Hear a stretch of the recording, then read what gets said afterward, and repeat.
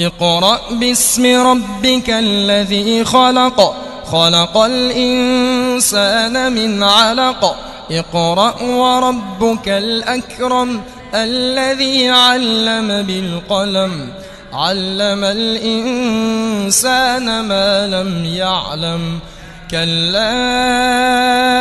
إن الإنسان ليطغى أن رآه استغنى إن إلى ربك الرجعى أرأيت الذي ينهى عبدا إذا صلى أرأيت إن كان على الهدى